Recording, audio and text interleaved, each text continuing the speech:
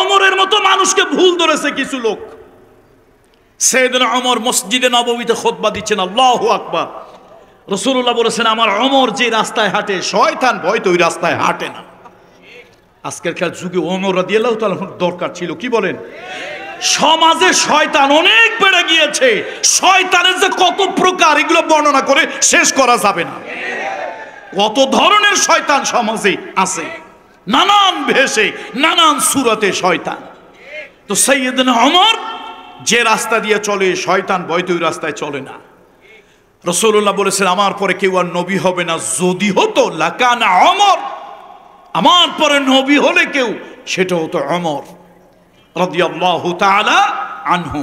সেই ওমর রাদিয়াল্লাহু তাআলা আনহু 30 লক্ষ বর্গ মাইল এরিয়ার প্রেসিডেন্ট, দর্দণ্ড প্রতাপ, আল্লাহর হুকুমের ব্যাপারে অত্যন্ত লৌহ মানব, কিন্তু শরীয়তের ব্যাপারে দ্বীনের ব্যাপারে অত্যন্ত কঠিন, পুষ্পকমল, নরম হৃদয়ের একজন মানুষ।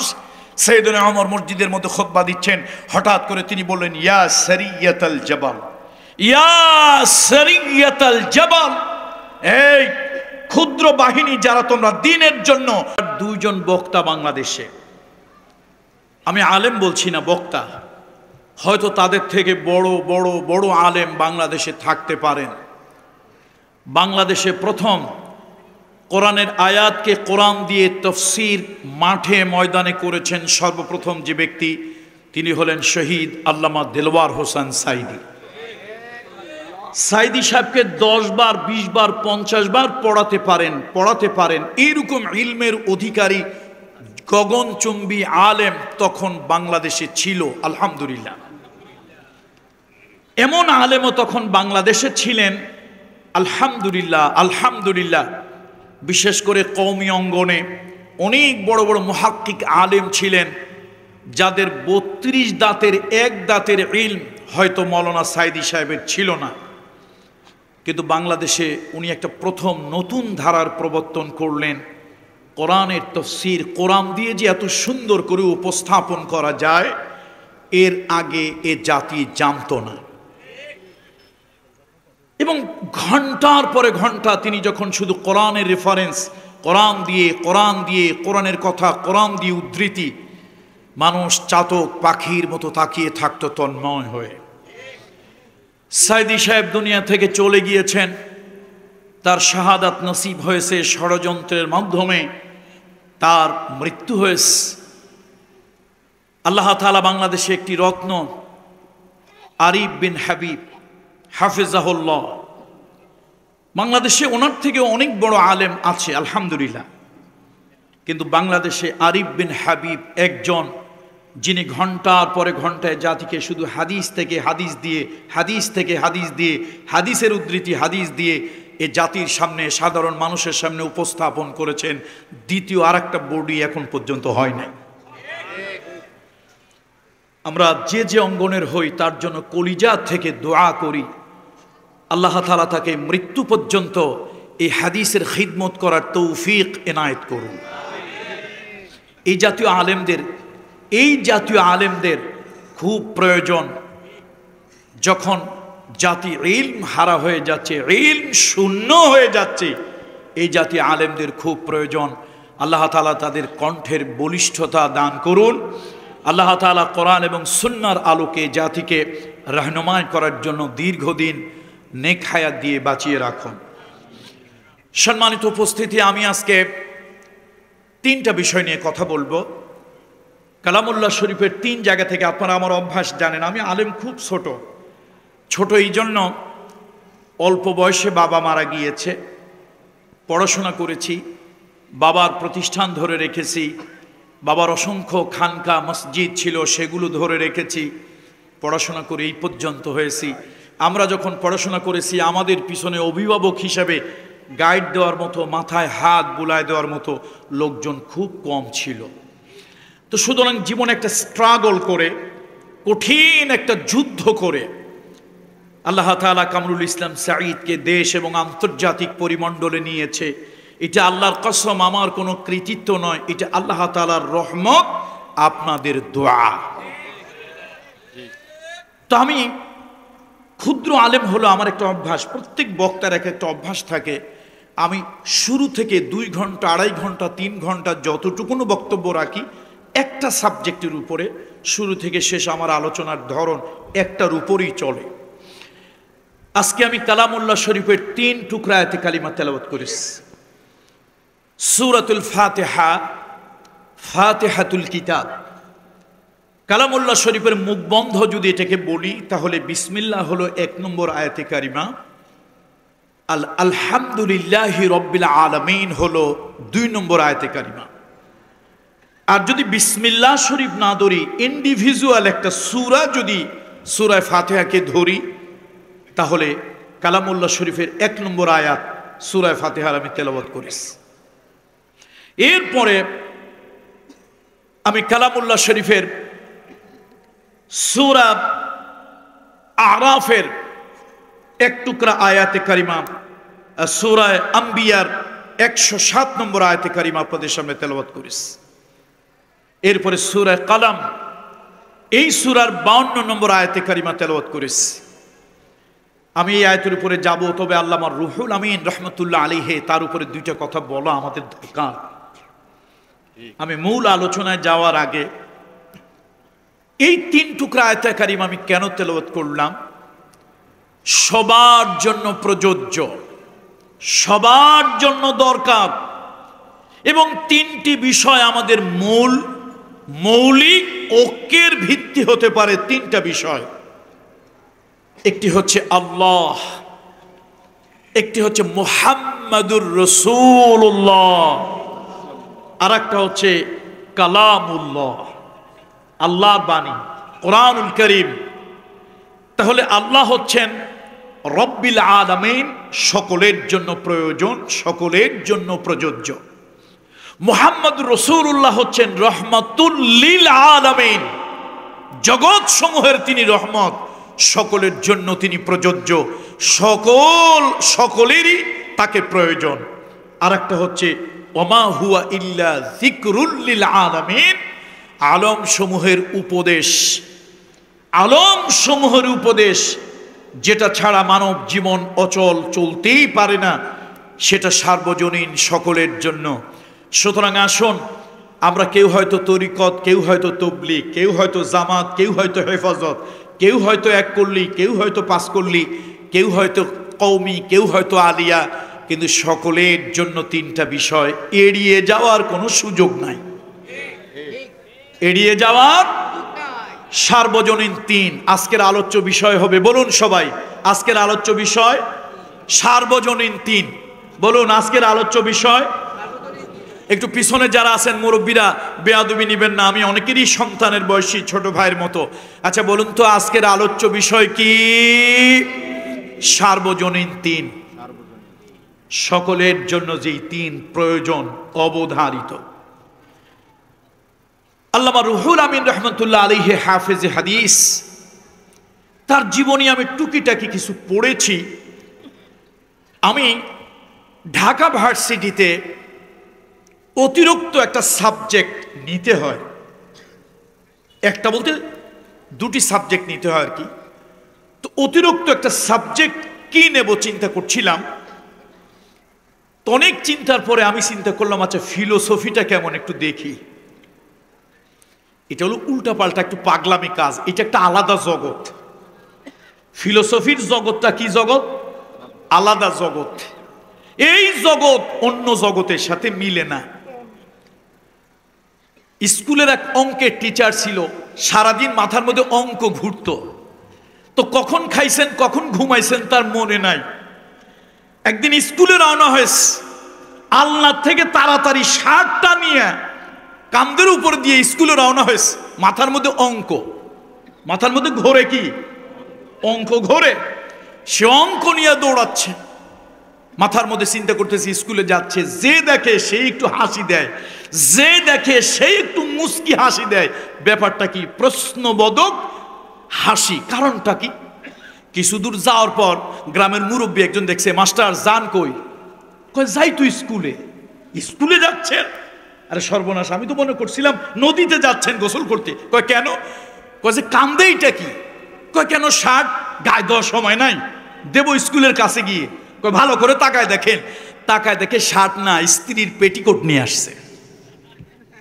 কান্দের মধ্যে স্ত্রীর কি পেটিকোট নিয়ে আসছে। তো দার্শনিকের জীবন, ফিলোসফির জীবনটা ওই রকম, তারা চিন্তা ভাবনা করতে করতে শেষে অন্যরকম হয়ে যায়।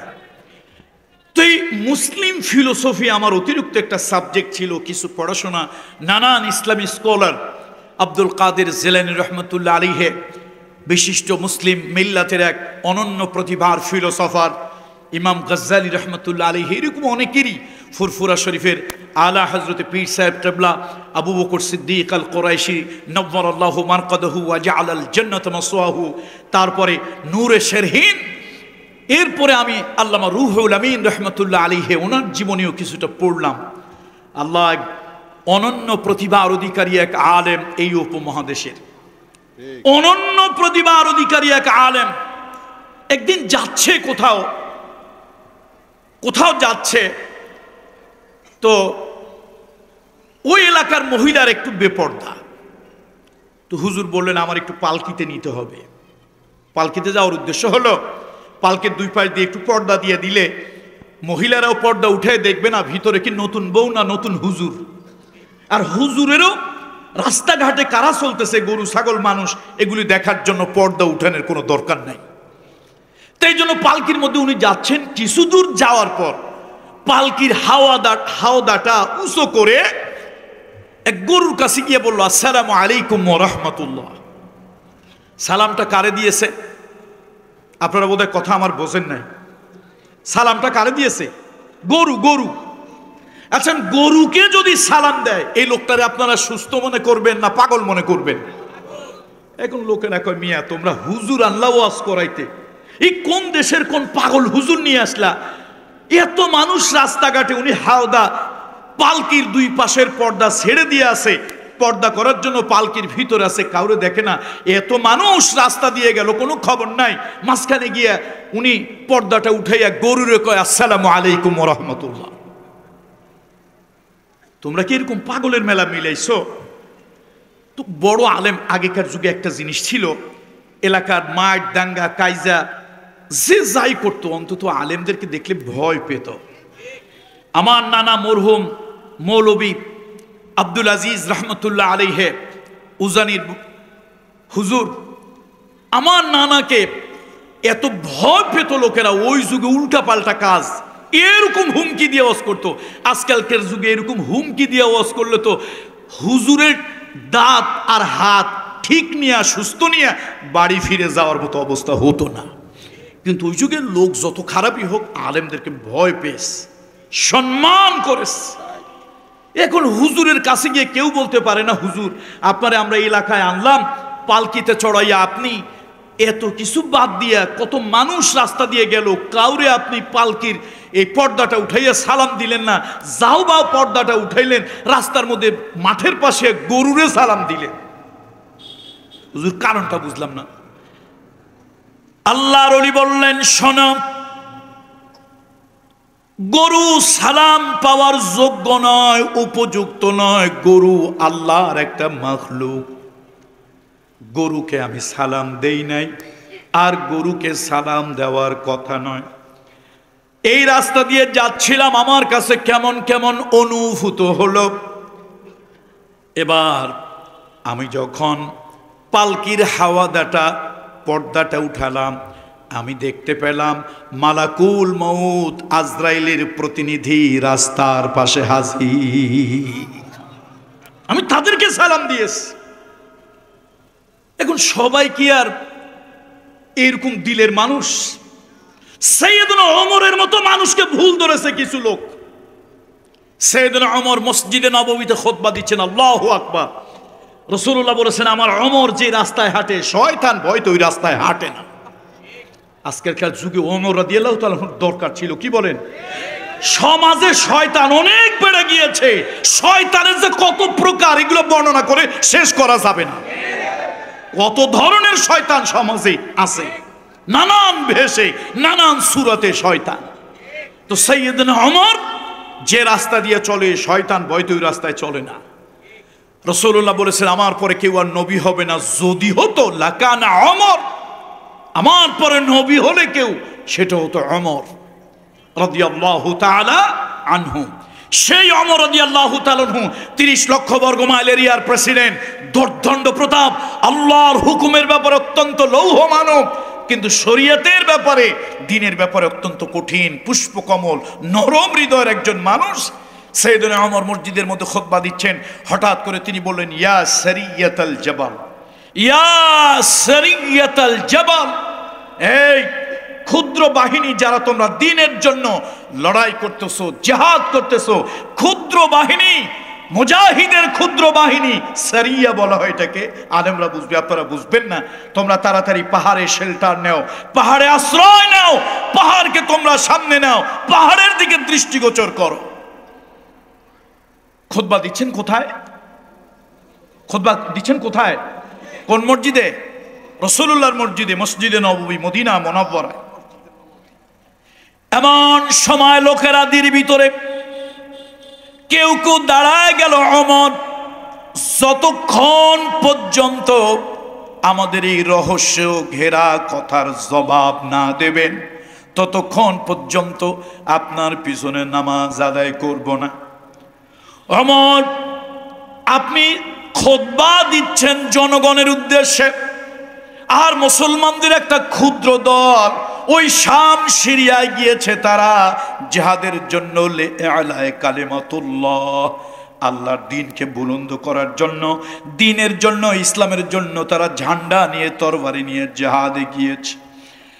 আপনি মসজিদে নববীতে খুতবা দিচ্ছেন, তারা যদি শাম সিরিয়ায় থাকে তাহলে এখান থেকে শত শত মাইলের ব্যাপার, কিলোমিটারের ব্যাপার। আপনি খুতবার মধ্যে তাদের নাম ধরে কেন ডাকলেন? নাম ধরে পাহাড়ের কথা সতর্ক কেন করলেন? সাইয়েদনা ওমর বললেন, শোনো, আমি যখন খুতবা দিচ্ছিলাম, আমার কানের কাছ দিয়ে যেন ওই সারিয়া, তাদের চলাচলের আওয়াজ যেন আমি কানে শুনতে পাচ্ছিলাম, আর আল্লাহ তাআলা ওই যুদ্ধের এলাকার ছবিটা আমার চোখের সামনে পর্দার মতো, চলচ্চিত্রের মতো, চলমান চিত্রের মতো ভাষায় দিচ্ছিল। আমি দেখতে পারলাম মুসলমানদের সঙ্গে জালিমেরা, কাফেরেরা ষড়যন্ত্র করে মুসলমানদের সঙ্গে জিহাদ করে কোনোদিন বিজয়ী হতে পারে নাই। এই জন্য তারা ষড়যন্ত্রের আশ্রয় নিয়েছে, ষড়যন্ত্রের চিন্তা করেছে। তারা মুসলমানদেরকে হঠাৎ করে অতর্কিত আক্রমণ করবে অপ্রস্তুত অবস্থায়। আমি এই জন্য মসজিদে নববীর খুতবা থেকে ওই মুসলমানদের বাহিনীকে ডাকলাম, ইয়া সারিয়াতাল জাবাল, ও আমার রাসূলুল্লাহর সাহাবীরা, ও মুজাহিদদের ক্ষুদ্র দল, তোমরা পাহাড়ের ব্যাপারে সতর্ক হও। সুবহানাল্লাহ। অর্থাৎ এই পাহাড়ে আশ্রয় নাও, এই পাহাড়ের কোথায় তোমাদের জন্য শত্রু পেতে আছে, হঠাৎ করে ধর ধর মার মার করে তারা অতর্কিত আক্রমণ করবে, তোমরা বুঝতেই পারবে না হঠাৎ করে এরকম আক্রমণ হয়েছে। তোমরা অপ্রস্তুত অবস্থায় থাকবে এবং তারা তোমাদেরকে হত্যা করবে, বিজয় নিশান নিয়ে তারা উল্লাস করবে, মুসলমানদের মস্ত বড় ক্ষতি হয়ে যাবে। সকলে মেনে নিল, কিন্তু দুই একটা পাবলিক তো আছেই, সব পাবলিক তো আর একরকম না। কি সবাই কি একরকম? সবাই তো সহি ঈমানের অধিকারী না। আব্দুল্লাহ ইবনে উবাই মার্কা দুই একটা তথাকথিত জুব্বাওয়ালা, আবাওয়ালা, কাবাওয়ালা, পাগড়িওয়ালা, দাড়িওয়ালা তথাকথিত আব্দুল্লাহ ইবনে উবাইয়ের মতো দুই একটা মুনাফিক মার্কা মুসলমানও তো আছে। তারা বলতেছে, মিয়া খলিফা বললো আর হয়ে গেল, খলিফা বললো আর আমরা মেনে নিলাম। সে বলল সারিয়াকে সে এখান থেকে দেখেছে, এটা আমরা মানি না, মানতে চাই না, মানতে পারি না। এটা ওমর একটা সস্তা বুজুর্গি আমাদেরকে দেখালো। নাউযুবিল্লাহ, নাউযুবিল্লাহ, নাউযুবিল্লাহি মিন যালিক।